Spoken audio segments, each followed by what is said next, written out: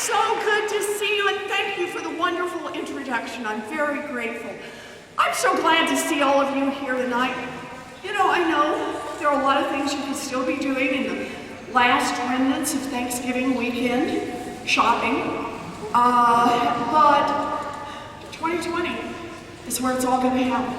This is not about the next 4 years or the next 8 years. This is the direction our country takes for generations to come. And we all understand it's going to start right here in Iowa. So thank you for all you do. Thank you.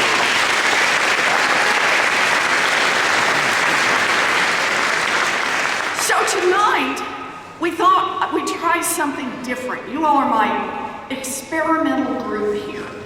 That usually I talk a lot about where I'm from and why I'm in this race. And then we do about 3 questions. And then, of course, the key part of democracy, the selfie line. Yes. I thought maybe what we do tonight is I try to do just a little bit of an introduction about who I am for those of you who don't know much about me. And then we see if we could get in as many questions as possible. So I understand we've already pulled 5, and let's see if we can go beyond that, which means I will try to be better disciplined about how long I talk. But I just want to let everybody know, I was born and raised in Oklahoma. Dead silence. Okay, not a single Okie in the group.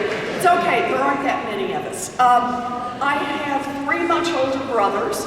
I am the baby in the family. I am what used to be referred to as a late in life baby. My mother always just called me the surprise.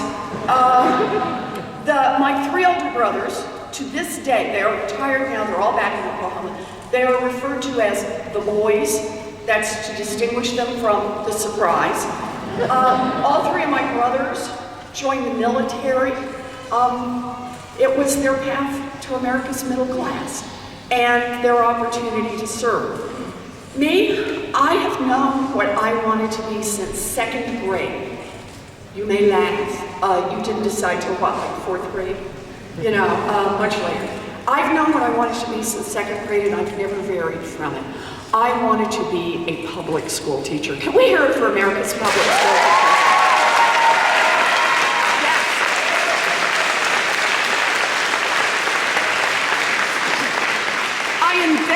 Early, I used to line my dollies up and teach school. I had a reputation for being tough but fair as a teacher. It's all I wanted. But my family, we had a lot of ups and downs. And by the time I graduated from high school, my family didn't have the money for a college application, much less to send me off to 4 years at university. So like a lot of Americans, I do not have a straight line story. My story has a lot of twists and turns. So here's how the twists and turns go in my story. I was a high school debater, and I got a scholarship to college. Woohoo, go debate. It was fun. And then at 19, I fell in love, got married, and dropped out. Woohoo. Yeah, well, my choice. Nobody made me do this. It's something, and a good life. But it wasn't going to be the dream. I thought I completely lost the chance to be a teacher, which is what I wanted. And we're living down in Houston, Texas, outside Houston.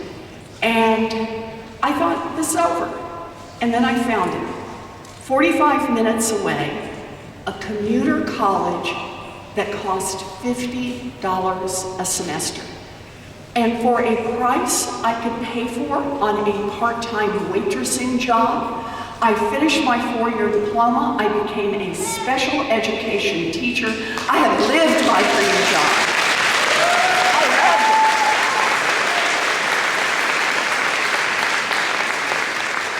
loved it. Now, I started teaching special ed. Like I said, I had 4 to 6-year-olds.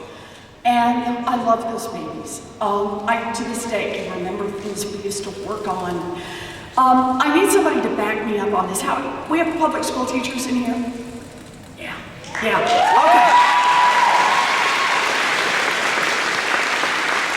Here's my argument. It is not a job, it is a calling. I love this work. And I probably would still be doing this work today, but my story has some more twists and turns, and here's how the next twist and turn comes. By the end of the first year, I was visibly pregnant. And the principal did what principals did in those days, wished me luck and hired someone else for the job. So, there I am, I'm at home, I got a baby, I can't get a job. I gotta do something. That's who I am, I gotta do something. So, I'll go to law school. There you go, that's what she did. Good, I like that. So, by this time we're living in New Jersey, I found a state law school that cost $450 a semester. Baby on hip, I headed off to law school, did 3 years of law school, graduated visibly pregnant. You discover a pattern to this story, right? And took the bar and practiced law for 45 minutes. And then went back to my first love, teaching. And instead of teaching little ones, I taught big ones, and I've spent pretty much my whole life teaching in law school. Now, I don't know if it's because I grew up in a family that was just hanging on to our place in the middle class, but for me it was always about the money courses. That's what I was in. So I taught contract law and commercial law, secure transactions, payment systems, corporate finance, partnership finance, law of debtors and creditors, bankruptcy law, law and economics. If it was about money, count me in, I would learn it and I would teach it. But there was always one central question that I worked on. And that question was, what's happening to America's working families? Why is America's middle class being hollowed out? Why is it that people who work every bit as hard as my folks worked 2 generations ago today find the path so much rockier and so much steeper? And for people of color, even rockier and even steeper. And the answer is it's who government works for. Who government works for. Think of it this way. Our government right now works great for giant drug companies, just not for people trying to get a prescription filled.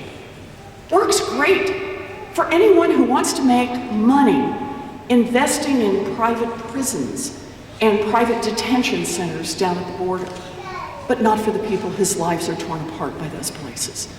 Works great for giant oil companies that want to drill everywhere, but not for the rest of us who see climate change bearing down upon us.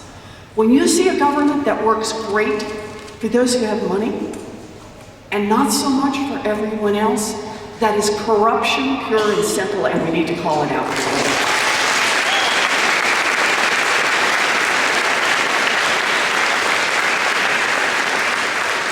So that's it. That's why I'm in this fight. I want to see an America, I want to see a democracy that is about not the people at the top. They're doing great, they're doing fine, celebrate. But what I want to see is I want to see an America that works for everyone else. And that's what pulls me into this room. So why don't I stop there? Let's take some questions. Let's see how much we can get going in this, and then I'll wrap it up and we'll do a selfie line. All right, who's got the questions? Come on over. Hi, come on over.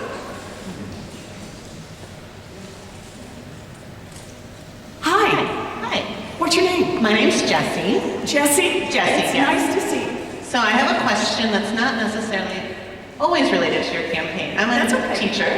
Actually, I'm an instructional coach, and I work with teachers to improve their practice. Terrific. And we're always looking at new ways to improve ourselves. Do you have any book recommendations for us? Oh, that's an interesting question. So, you're always looking for ways to improve what you do, and I think that's great, because you know what? So am I. I'll tell you something about it for me as a teacher. It's watching faces and learning what I can from when people nod, or when they give you this, right? When they're in and when they're not. If I had to say one thing to another teacher, it would be, what do the faces tell you?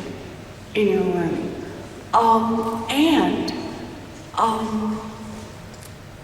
Are you sure that your kids know what you care about? I remember once getting back a teacher evaluation form in which somebody had written on it, there was a question about something about, does this teacher care whether or not you learn this? And I didn't get perfect marks on it. And I thought, dang, that's on me. I'm here busting my tail trying to do this. I should tell people what I care about and what I'm trying to accomplish. And it made me a better teacher.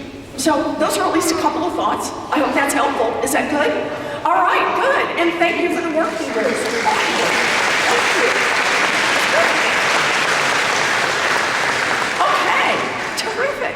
Hi, what's your name? Hi, my name is Melissa. Hi, Melissa. Hi, nice to meet you. Nice to meet you. I am a recent graduate from the University of Iowa. Woohoo! Okay. Now working as a speech pathologist. Whoa! All right. Newly married here with my husband, and we There he is. have our over there filming. We have a small home, and we're two of millions facing the issues of student loan debt. Real world dilemmas like mortgage payments, car payments, insurance payments. So things like family planning and thinking about retirement, which everyone says you need to start thinking about that early. It just seems very unattainable when we're working so hard just to meet our day-to-day responsibilities. So what factors will be considered when qualifying folks for student loan forgiveness, and what is your best advice for us right now? Okay, so it's a great question. It's a big question, but a great question. Let me see if I can do a couple of pieces on this. For me, you can always tell somebody who grew up, right, watching pennies, nickels, and dimes. For me, this all starts with how you're going to pay for whatever you propose to do to make life a little better, to make the right investments. So I'm going to start with a 2-cent wealth tax. All right? It's time for a wealth tax in America. Do that. And for those of you who aren't familiar with it, let me just give you the basic idea. This is on the great fortunes in America, those higher than $50 million. Or another way to say this is your first $50 million is free and clear, right? But your $50 millionth and first dollar, you gotta pitch in 2 cents. And 2 cents on every dollar after that. You hit $1 billion, you actually gotta put in even one more penny. And the idea is, anybody in here own a home or grow up in a family that owned a home? Yeah, you've already been paying a wealth tax. It's just called a property tax. What I'm saying is, when you have one of those big fortunes, this is only 0.1% in America, but those big fortunes, yours should include your property tax, not just your real estate, but also your stock portfolio, the diamonds, the ring, brand, the yacht. That's the Now, you're going to be shocked to discover some billionaires don't like this plan. In fact, they've been on the phone with each other, calling each other, run for president.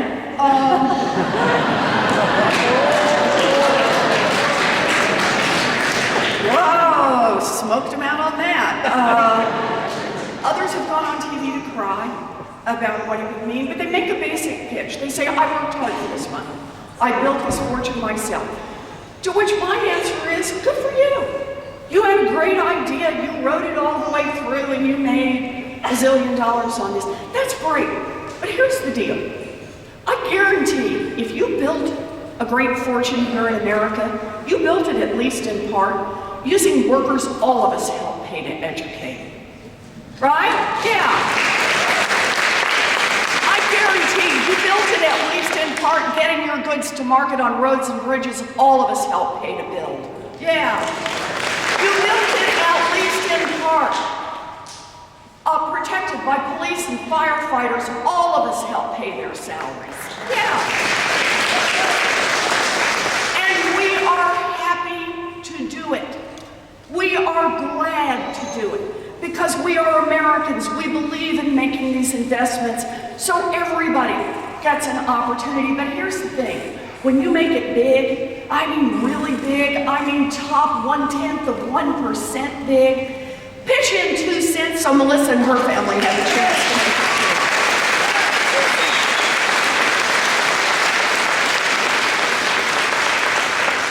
And then it gets to be fun.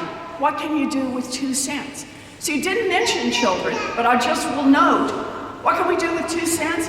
We can provide universal child care for every baby in this country, age 0 to 5. 100%. Emmett is ready over against the wall. Emmett loves this proposal, right? He's in. Universal pre-K for every 3-year-old and 4-year-old in America. We could stop exploiting the largely women who do this work, and we can raise the wages of every child care worker and preschool teacher in America.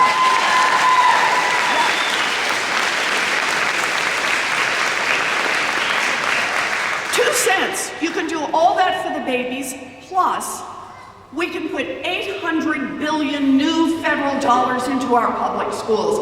Every public school in America should be a great public.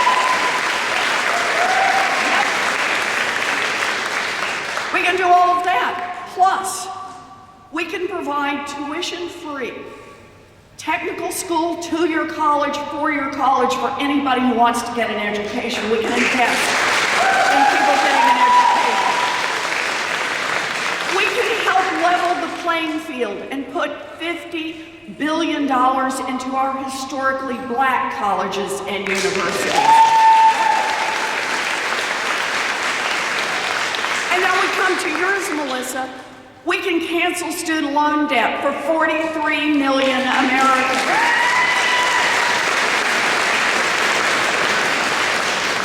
So I picked that one, but it's a way of showing. We can ask those at the very top to pitch in just a little more, and we can invest an entire generation. And think about it from just a basic fairness. The 99%, which might include some people in this room, you'll pay about 7.2% on average of your total wealth in taxes this year. The top 0.1%, they'll pay about 3.2%. We can't keep this up. We need to ask those at the top to pay a little more. And what can we do with it? We can invest in folks like Melissa, cancel student loan debt for 43 million Americans. That's a good start. Does that get us started? Good. Thank you, Melissa. Thank you.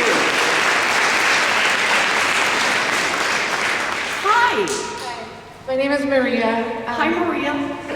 As a queer high school student who attends a small rural school, I often hear my bigoted male classmates discussing the guns they're going to buy. This increases my fear of an active shooter situation. So my question is, what would you do to prevent young people from getting access to deadly weapons? Thank you very much. That's a great question, Melissa. So let's talk about it this way. Here's how I see it. We have a gun violence problem in America. That's how I would describe this. And understand, it's about mass shootings, which we're all very, very worried about, but it's about a whole lot more. It's also about what happens on street corners and playgrounds, what particularly falls hard in communities of color. It's also about suicide and the lethality of suicide because of the availability of guns. It is also about domestic violence and the sharply increased odds that a woman, it's usually a woman, will be killed if there is a gun in the house with a domestic abuser. So the way I believe we need to think about this is we can't just think about one little sliver of the problem. We have to look at the whole problem. And we have to think about the solutions not as one thing we've got to do, background checks, or get weapons of war off the street, or treat this like the public health emergency that it is. All important things to do, but we need to think about this the way we thought about automobile violence a few decades back. So you go back and discover that Americans were really worried about death on the highways. This is back in the 60s and 70s, because about 5 people were dying for every 1,000,000 miles traveled in America. And you read the newspaper articles from this point, they're talking about carnage on the highways. How do we fix it? And the answer was, we approached it as a problem of too many deaths on the highway. It's not going to be one answer, it's going to be we do some things, we test it, we work on it, we do some more. In the case of automobile safety, some of it was pretty obvious. Seat belts, safety windows, so people didn't get cut if they ended up going through a windshield. Some hadn't even been invented, like airbags and automatic braking systems. But we stayed after it until we cut deaths on the road by more than 80%. So I see this as starting with how we have to think about this. I want to commit as president that our goal is to cut gun deaths by 80% across this country, in all circumstances.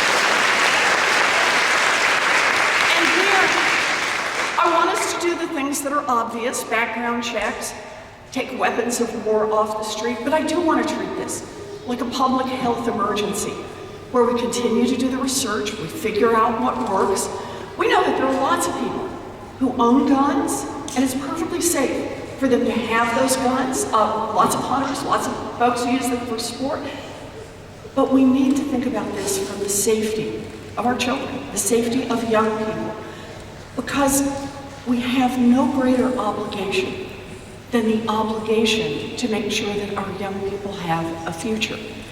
And if they're not safe, they don't have a future. I want to add one more point to this, though. To me, that's the heart of the substance of the answer. But you remember where I started at the top, was to talk about what's broken in America? I want you to ask yourself a question. Right now in America, about 92%, 90% of Americans want to see us do just a couple of basic legislative pieces at the federal level. Background checks, weapons of war. We can't even get a vote in the United States Senate. You should ask yourself, in a democracy, when more than 90% of the people across this country want to see us take just some basic safety steps, why can we not even get a vote in the United States Senate? It is corruption. And as long as we are giving in to the gun industry, we're never going to get anything done on gun safety. So this also ties in with why I talk about the importance of fighting back the influence of money in Washington. Because if we can fight it back, when we fight it back, when we beat back this influence of money, when we at least disrupt it and break it up and show that we have the courage to call out these industries that are blocking us, now we've got the possibility to make the kind of changes that most people in this country want to see us make. So that's why I still say we start with corruption on every part of it. So thank you, Melissa.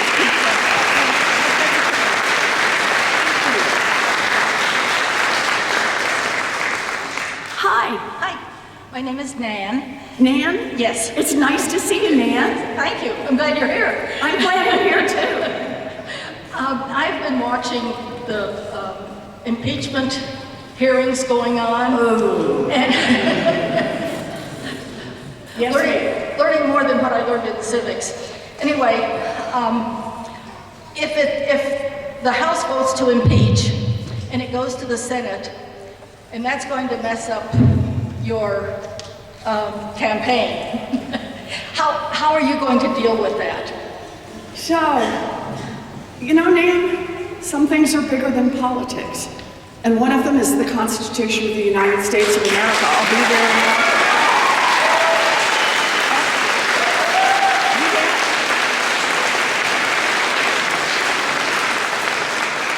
Let me me just say a word or two more about impeachment, because I know it's on everyone's mind right now. When I first made the decision to run for president, I didn't in a million years think impeachment would be a part of, right in the middle of this. And then the Mueller report came out. And the day it came out, I sat down and started reading it. All 442 pages of it. That Mueller report showed three things, and when I say showed, I mean chapter and verse. It had the documentation, it had the affidavits, it had the testimony. And the Mueller report showed, first, a hostile foreign government tried to attack our 2016 election for the purpose of helping Donald Trump. Second, as a candidate, Donald Trump welcomed that help. And third, when our federal government tried to investigate number one and number two, as president, Donald Trump did everything he could to obstruct that investigation. That is a violation of the law. I got to the end, and it was obvious to me. We needed an impeachment proceeding in the House. No one is above the law, not even the President of the United States, and that's what impeachment is about.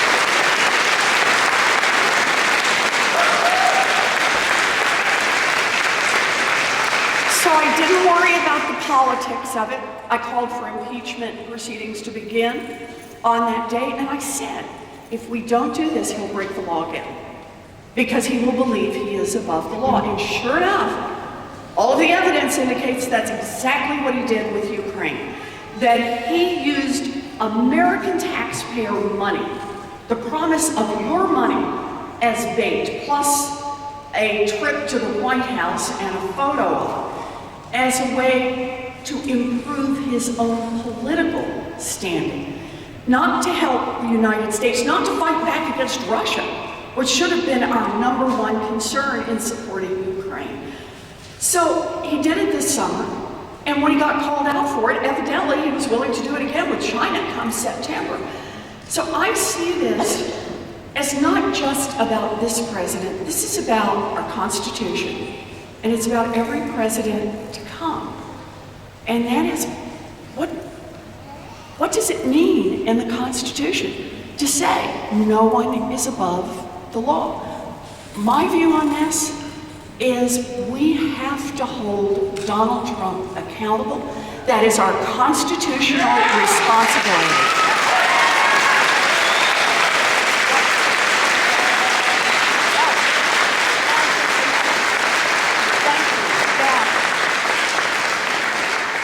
All righty, hi. Oh, we're gonna do some more, the lady with the basket. Hey, hi everybody. We're actually gonna pull 5 more questions, so if you have your tickets still, it's a good time to pull them out. This is fun. Are you having fun doing this? This is, Oh yeah, I've done it usually. this is awesome. Good. All right, next up. Wow, that was loud. Sorry about that. I just project. 3575111. All right. We got one. So go see Elizabeth with the placard back there. Lovely. We're gonna pull one more. We have 3575098. Hey! Oh, great shirt.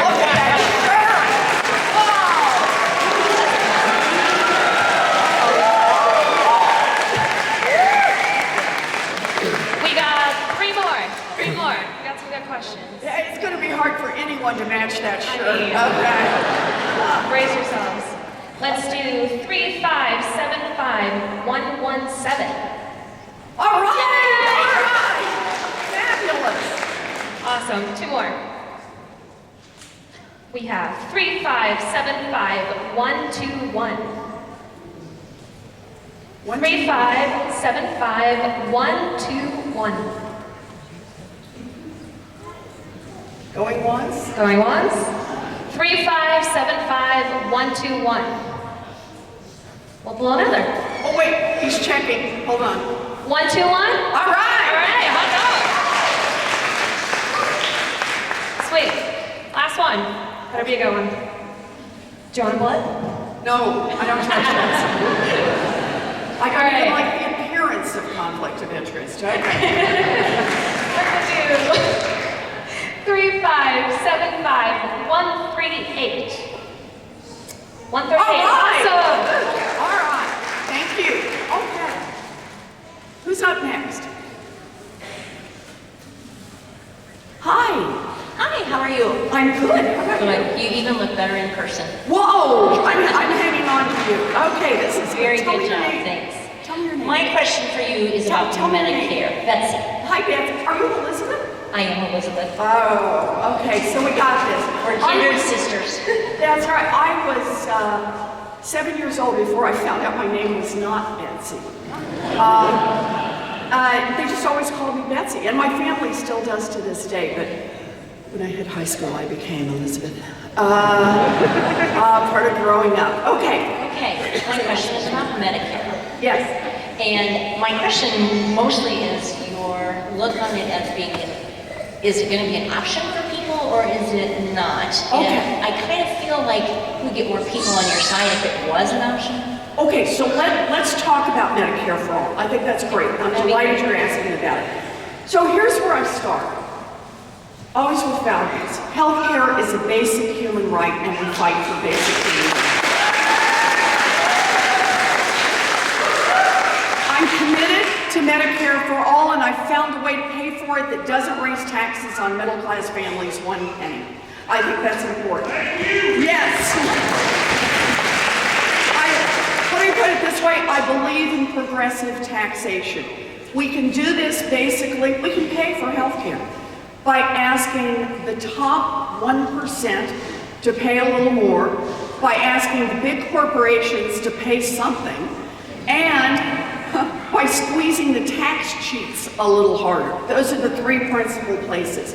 We can get enough money that we can cover the cost of healthcare. So that's part one, because I think this is really important. How are we going to pay for it? Part two is, so how do we get there? And for me, the guiding principle is we need as much help as fast as we can to as many people as we can. That's how I think about this going forward. Good. So let me describe what that means. First is I will do, I love saying this, everything a president can do all by herself.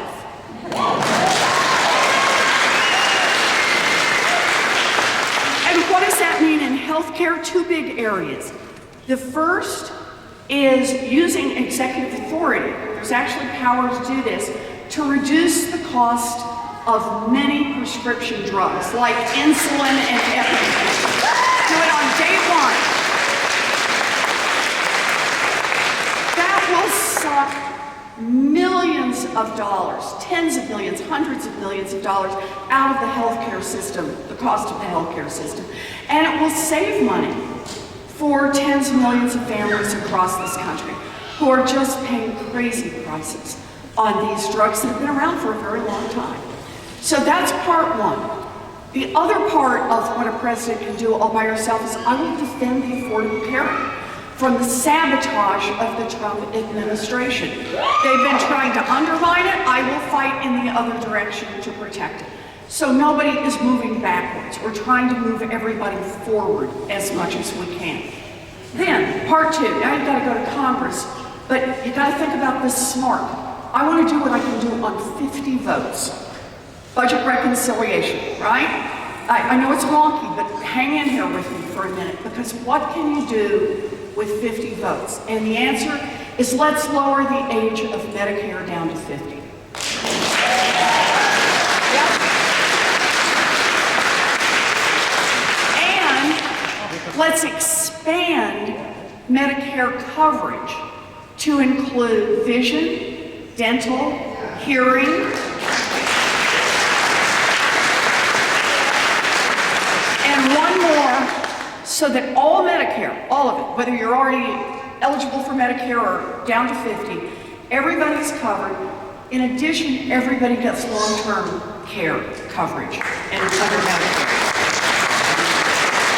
Now, think about it. Why can you do that? Because I've already got the pay-fors, right? I've already figured out where to get the money from. So we can do all of that in budget reconciliation and more. We can provide Medicare for All, complete health care coverage for every child in this country under the age of 18. We can just do it. It's not very provide Medicare for all at no cost to their children or their parents. We can also do it for a family of 4 that makes less than $50,000 a year. And it moves up and down depending on family size. So we can do all of that, which brings tens of millions of people into full Medicare for all at no cost. Plus, we can open up complete health care coverage, full Medicare for all, for anybody who wants it at a modest price. That is, you can subsidize it with all the money I've gotten from the taxes.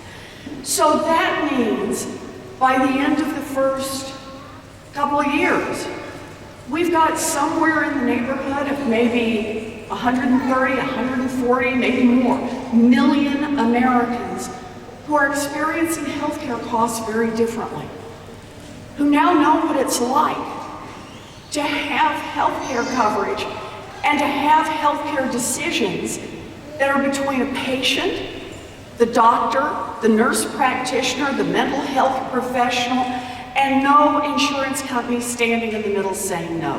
That's the basic idea.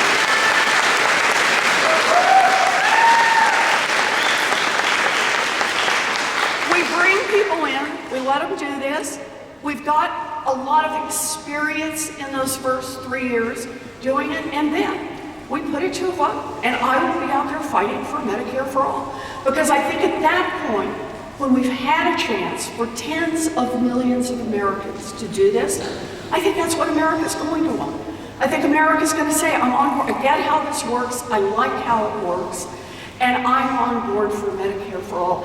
I think that is how we're going to get the most help early in the process, and we're going to be able to open this up so it's not a point of fighting among Americans. It's about how we get health care to every single American at the lowest possible cost. That's what I want to see us do. So there it is. That work? Good. Hi. Hello. What's your name? Elizabeth. Hi, Elizabeth. It's a variation on Elizabeth, right? Exactly. Okay, everybody named Elizabeth. Come up and we'll do questions. Okay. Okay, so my question is, as a presidential candidate, what are your thoughts on the Electoral College? I want to get rid of it.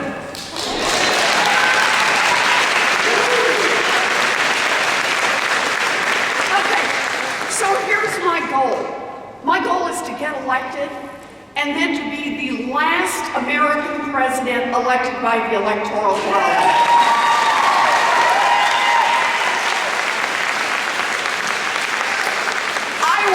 Second term to be that I got elected by direct vote. I'm ready. I want to do this. Popular vote. I just think this is how a democracy should work. Call me old-fashioned, but I think the person who gets the most votes should win. So I'm in. Good. Okay, who else have we got? Hi. Hi, my name's AJ. Hi, AJ.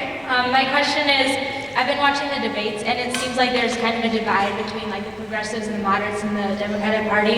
If you were the nominee, how would you heal the divide between those two sides? Oh, that's a good question, AJ. I'm going to start by saying, I think in many ways there's less divide than the debates might make it appear. And I don't say there are no differences. There are differences, but ultimately, let me make 2 or 3 points. My first one is, everybody I've stood on that debate stage with would make a better president than Donald Trump.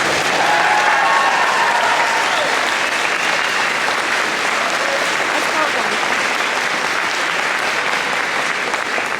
part 2 is whoever is our Democratic nominee, I am all in to get that person elected. I'm all in.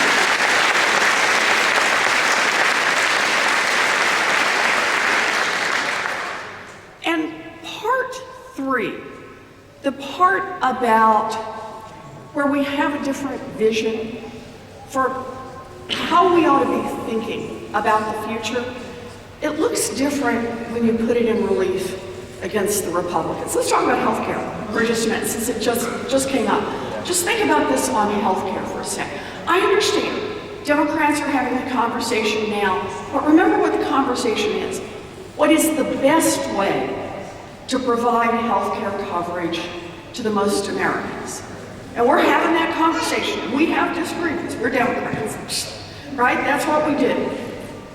When we're in a general election, we are against the party that voted to take away health care coverage from about 30 million Americans. We are going to be against the party. You all watched that in the House when every Republican in the House voted to repeal the Affordable Care Act. Can we just remind everybody what that means? Because I sure plan to remind them. It's about saying people with pre-existing conditions can be discriminated against or just tossed off their health care. Every single Republican voted for that in the House of Representatives. Voted to say insurance companies don't have to cover kids, right? Don't have to cover. That insurance companies can discriminate against women. That insurance companies can basically do whatever they want. That's the party we will be running against. And my view on this is 2018, we won a lot of races on we're the party that believes in health care coverage for everyone, and we're going to do it again in 2020.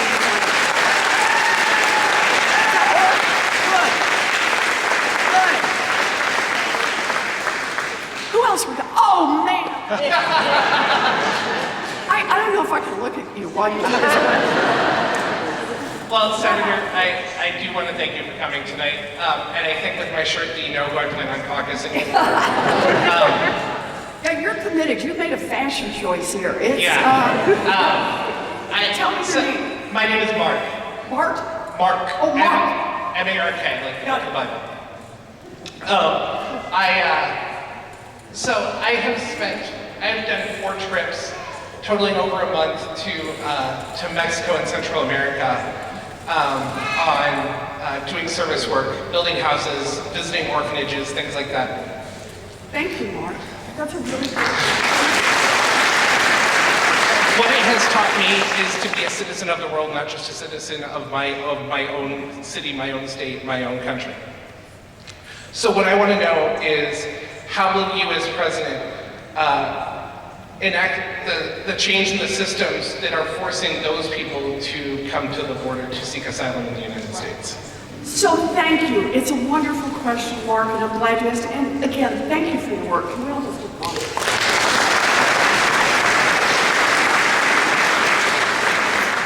So let me just expand this just a little bit to talk about immigration reform overall. And I want to start with basic values, because I think that's where we should start.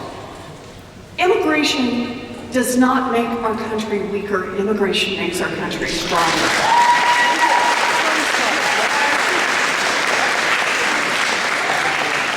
It's good for our economy. It's good for our future. It's good for our ties around the world and our security. So, my plan is to start by expanding legal immigration. The Trump administration has cut back on families have been separated for way too long, so let's expand legal immigration. Part 2 is people who are here to stay. Not just the dreamers, but the dreamers' grandparents, and the dreamers' younger sibling, and people who came here to work agriculture 10 years ago and stayed. People who've overstayed student visas, people who are here to stay, who are our neighbors, who are our friends, who pose no threat, who help build this economy. We need a pathway to citizenship for all of us.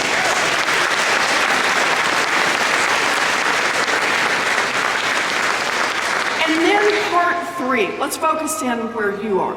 We need to stop the Trump-made crisis at our southern border.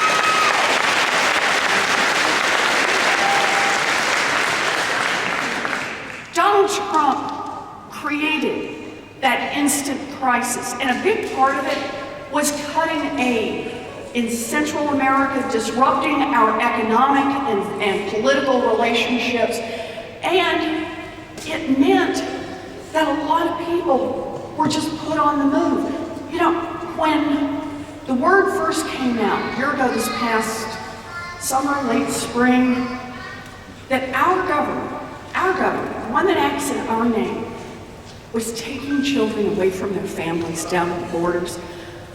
I went down to our southern border. I went down to McAllen, Texas. This is before they started locking senators and reps out. And I went to one of these places, and I just want you all to envision this for a minute. What's being done in our name? Envision a giant Amazon warehouse, only it smells bad. That's where human beings were locked in cages. I walked in, and on my left was just one cage against another, against another, against another. They were about 10 feet wide, about 40 feet deep, had a toilet back in the corner, and packed with men, men, men. On the right, women, women, women. And then I walked into the main room, and that's where the freestanding cages, just a little smaller than maybe this group sitting here in the middle. A cage of little girls. And then another freestanding cage of little girls, a cage of little boys, another cage of little boys. They had no toys, there's no television, they just all sat. These sad little children, most of them completely bewildered, didn't know where they were, where their families were, and why. I went back, in the back corner, there was a cage of nursing mothers. And I stopped and talked to one of the mothers, and she said that she lived in Central America, had no intention of leaving, but one day she gave a drink to a police officer, and the word came down that night that the gangs believed she was working with the police. And she knew what that meant. She and her child would be killed. So she wrapped up her baby and she ran for the border, presented herself, and ended up locked in a cage in the United States. So I see this as first, come on, restore aid in Central America, help these folks establish rule of law, build an economy, get our allies to help too. Because when we do that, then people don't have to run to the border for help. But the second is, when human beings show up at our border, we have to live our values. And our values are that we treat them all like human beings. If they ask for asylum, bring them in, let's at least talk about it.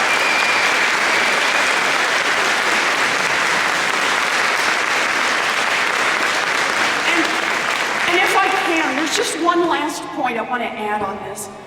And why should we do this? Why should we live our values? We should because it's a measure of who we want to be as a nation. We want to show leadership around the world. We want to see a stable world that is not threatening, that is not hospitable to the terrorists.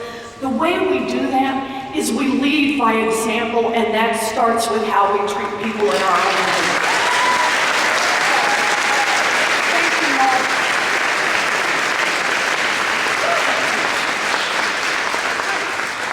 Good evening, Senator. Welcome to Iowa. Thank you, although I felt more welcome with that last shirt. Your sweater's nice, but My name is Jim Moriarty, and I'm a lawyer from Boston originally. And the rule of law is kind of a big thing for me. Yeah, me too. And in an impeachment, the Senate is the jury. And when I pick a jury, I want to make sure that nobody's told them what to do before they sit and listen to the evidence. Mm-hmm. And the Constitution says people present, senators present. Has anybody thought of starting with Mitch McConnell, disqualifying him from being a juror?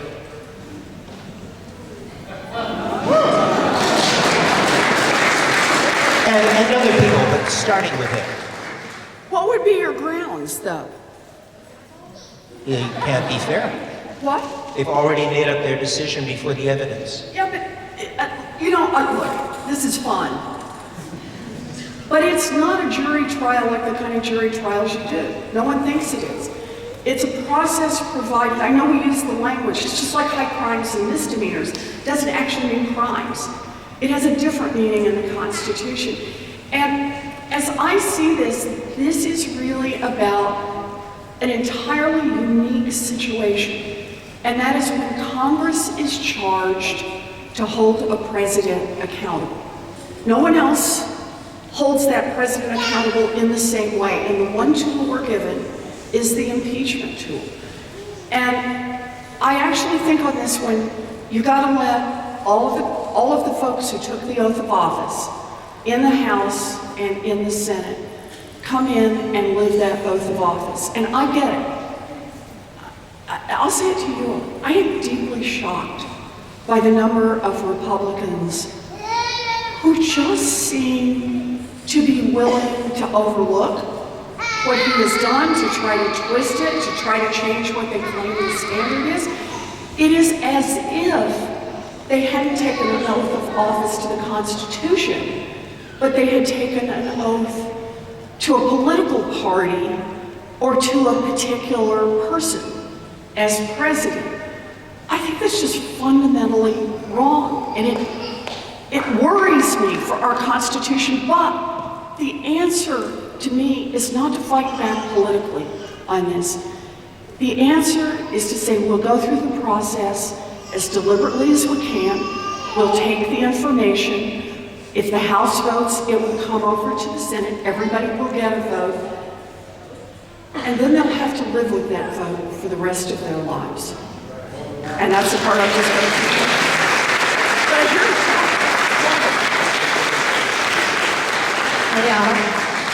We're having a lot of fun, so we're going to pull 2 more questions. Oh, wow. All right. We have 1 more lined up, so time to get your tickets out again. Okay, we're going to do a couple more after this. Why not? All right, can I get 3575 136? 136? Have we got a 136? Do we have a 136? Going once. 136, there we go. Do we have a 136? Is that right? What? You have a ticket? Oh, okay. No, okay. All right. All right. We have 3575 140. 140? 140. Woohoo! All right, we got somebody. 136 is over here. Awesome. So we have both of them. Good, we got them both. All Great. right, thank you. Fabulous. All right.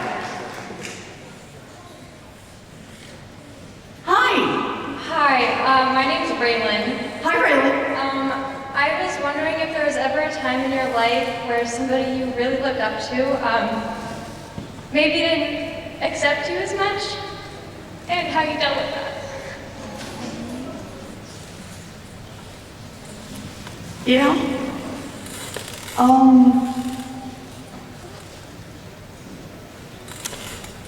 My mother and I had very different views of how to build a future.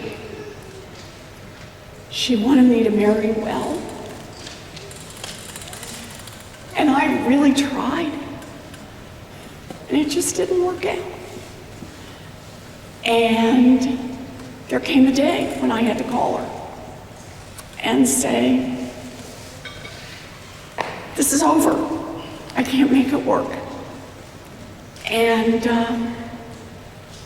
I heard the disappointment in her voice. I knew how she felt about it. But I also knew it was the right thing to do.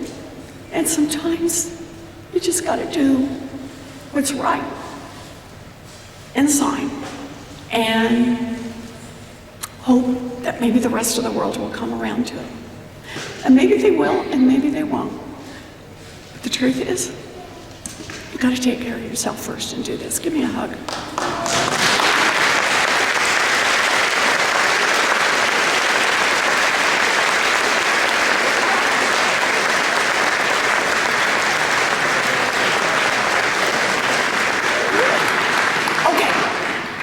Okay, who we got next? Hi, what's your name? I'm Emoji. Imogene? Yeah. That's a pretty cool name. I know. Nice to see you, Imogene. I was wondering what's like to see like your face on merchandise like that guy's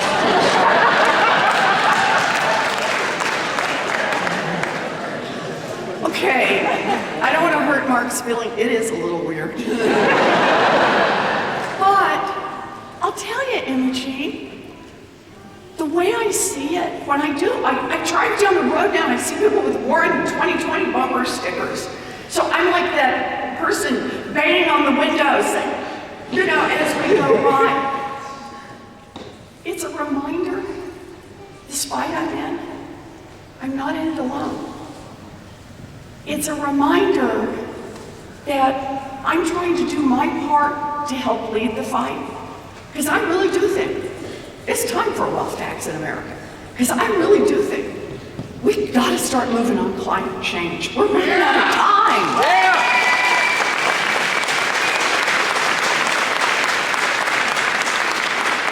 Because I really do think that gun violence is a threat to every one of our children. Because I really do think that we can together build a better future, and that it's not vague, that this is a specific moment in time, that things have been broken for a long, long time.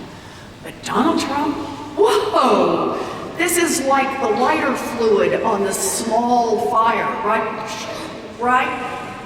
But what that's done is it's brought people into the fight who weren't in the fight before.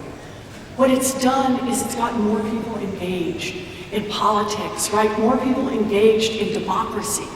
And then ultimately that opens the window just a crack.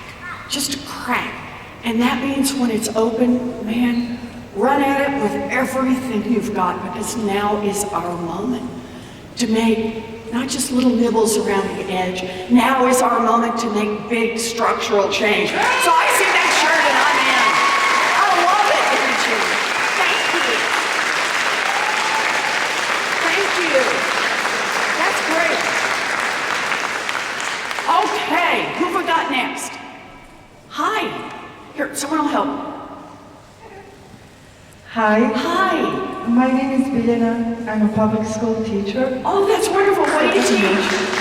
So when you were talking about what's happening at the border, I could never imagine that this was going to be a reality that I actually have some direct insight into, but some of those kids are actually the kids I teach, and some of them end up in Iowa.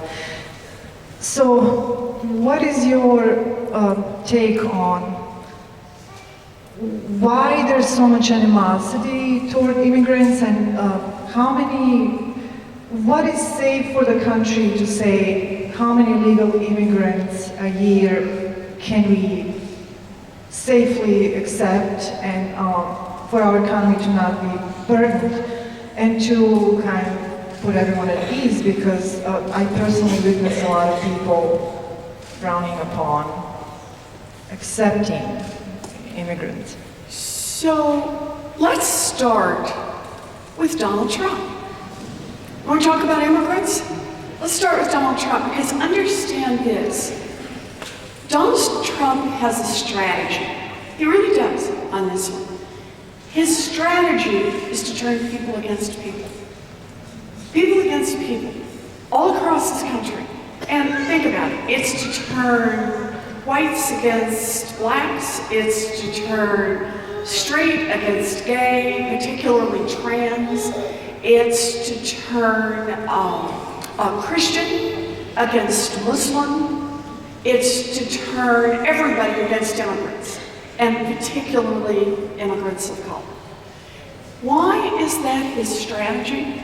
Because he thinks that so long as we're all fighting with each other, so long as people are turned against people, no one will notice that Donald Trump and his corrupt buddies are stealing the great wealth and great reputation of this country.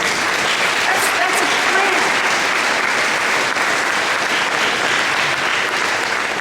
So I think of it this way. We got a lot of problems in this country, but 2020 one of the things we can start to heal is that we can say, we're not going to fall for this anymore. We're just not going to fall for it. We are not going to get drawn into these fights. We are not going to live these fights. What we're going to do instead is we're going to pick up each other's fights as our own. So your issue is gun safety. I get it. We're going to pick up the gun safety issue. All of us, whether it's the first issue for some or the 10th issue. But we're going to fight this fight and we're going to fight it together. Your issue is healthcare. And we're all going to pick this up. And we're going to fight it together. We're going to make it together because we're going to make this a country that lives its basic values. And its values are about how we build a future. Not for those who've already made it big, how we build a future for everybody else. How we build a future that's safe. How we build a future in which the planet survives. How we build a future in which people can get the health care they need, they can get the education they need, that they will have a chance to buy a home, that they'll have a chance to build a real future. That's what we can do in 2020. We have this moment, but we've got to take this moment and make it work. And every time we see Donald Trump out there doing his ugly business again, and we watch the Republicans stirring it up some more, saying, don't pay attention to the impeachment, let's worry about he'll try caravan. Remember that before the 2018 election? Over and over. We just can't chase him there. The way we're going to win this election is not talking about Donald Trump. We're going to win this election by talking about the future we're going to build together.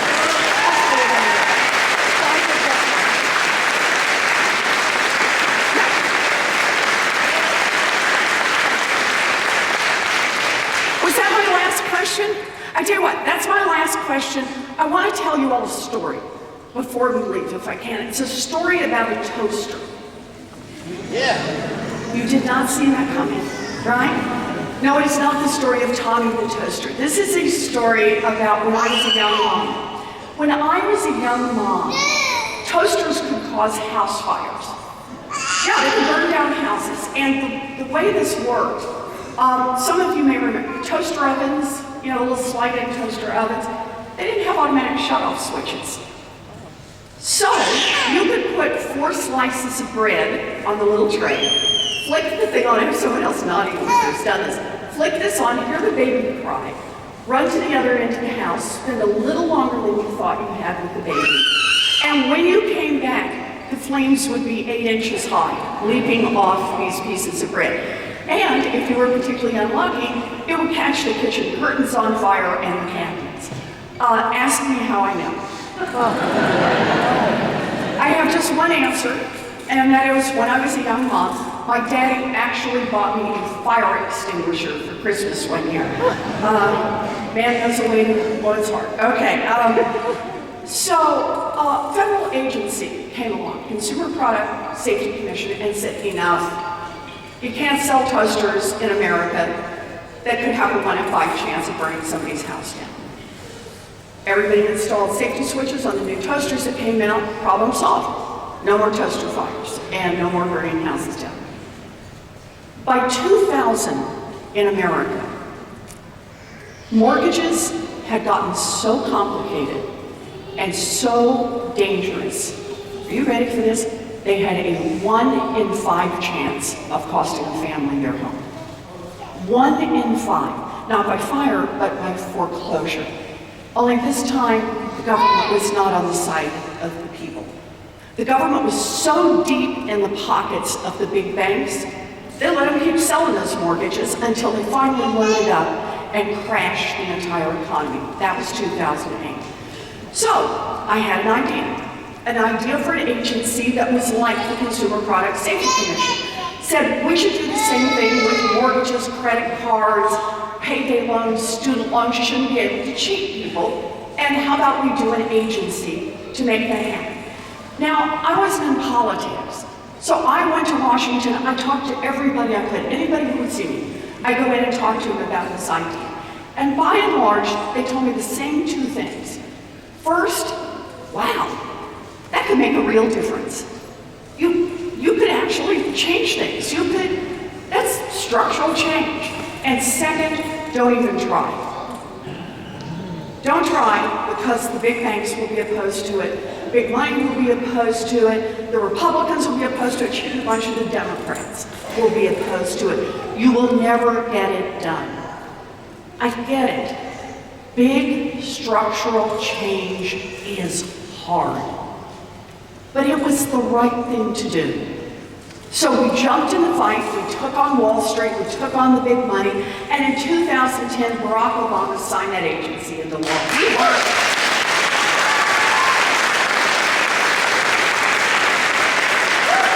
We did. And here's the thing, that little agency has already forced the biggest banks in this country to return more than $12 billion directly to people they cheated. We know how to make government. So what did I learn from that story? And the answer is we need big ideas to match the big problems of our time.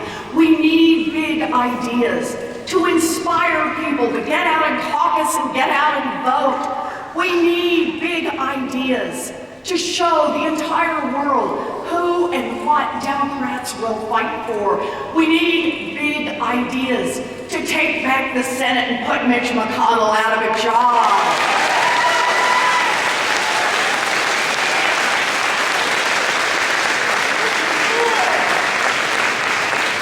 We need big ideas, and we need to be willing to fight for them. Here's the thing. It is easy to give up on big ideas. To say, make yourself sound smart and sophisticated. Just give up on the big ideas. But when we give up on the big ideas, we give up on the people who would have been touched by those ideas. And understand, those people are already in a fight. People struggling to pay their medical bills are already in a fight. People crushed by student loan debt are already in a fight. People who got stopped by the police because of the color of their skin are already in a fight, and those fights are our fights.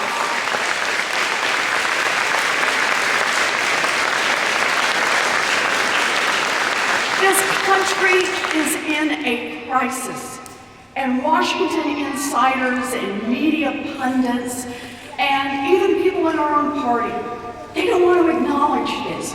They think that running a vague campaign that nibbles around the edges of big problems is somehow the safe strategy. If all that Democrats can promise is after Donald Trump it will be business as usual, then Democrats will lose.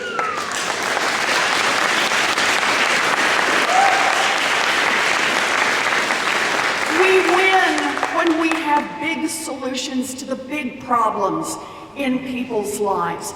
Look, I'm not running a campaign that is shaped by consultants with carefully designed proposals that won't offend big donors. I passed that stop sign a long time ago.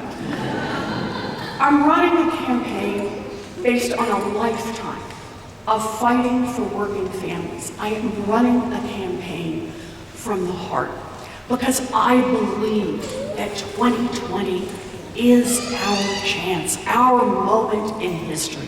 And if you believe that 2020 is our moment in history, I ask you, please join me in this fight. Commit tonight to caucus for me, be part of this fight, because 2020 is our time to win the fight for a Green New Deal and save our planet.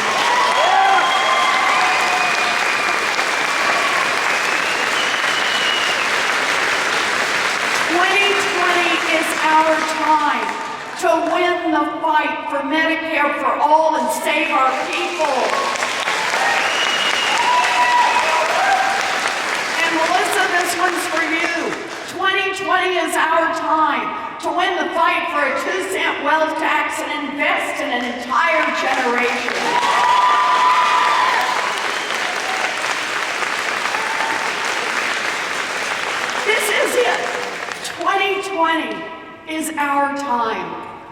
dream big, fight hard,